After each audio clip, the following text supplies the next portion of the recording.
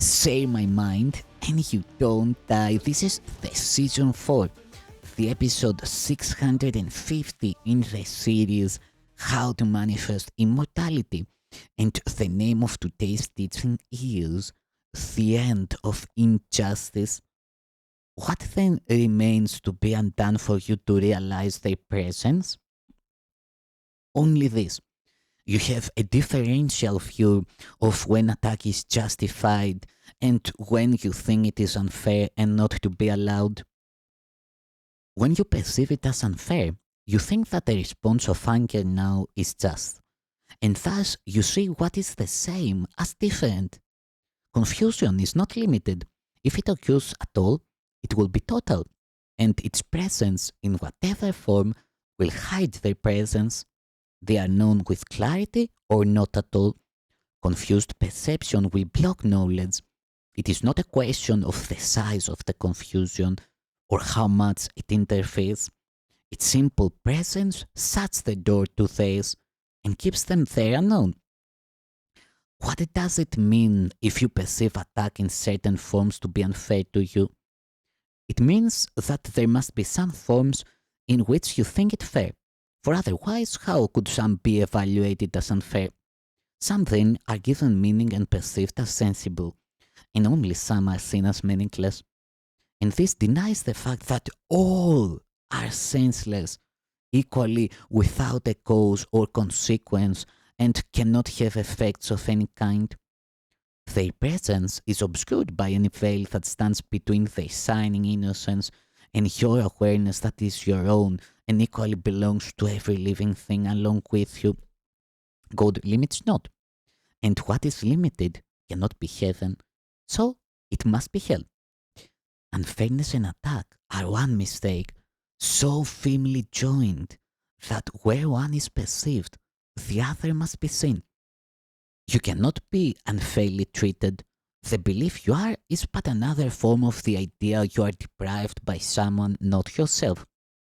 Projection of the cause of sacrifice is at the root of everything perceived to be unfair and not your just deserts. Yet it is you who ask this of yourself in deep injustice to the Son of God.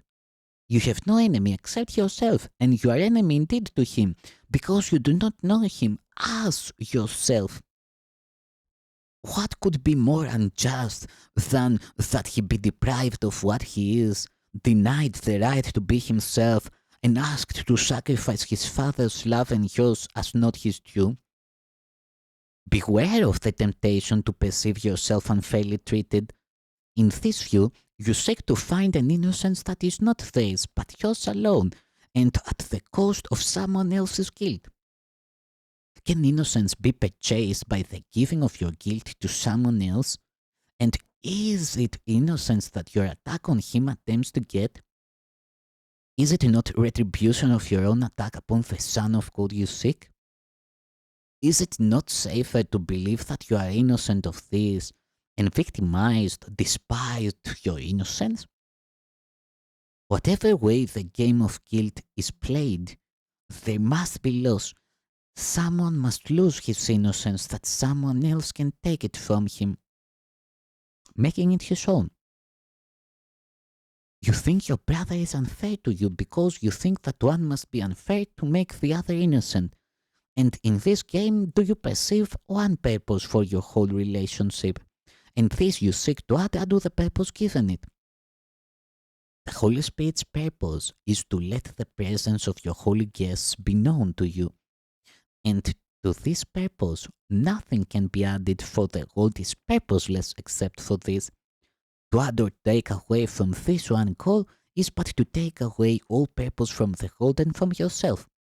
And its unfairness that the world appears to lay upon you, you have laid on it by rendering it purposeless without the function that the Holy Spirit sees.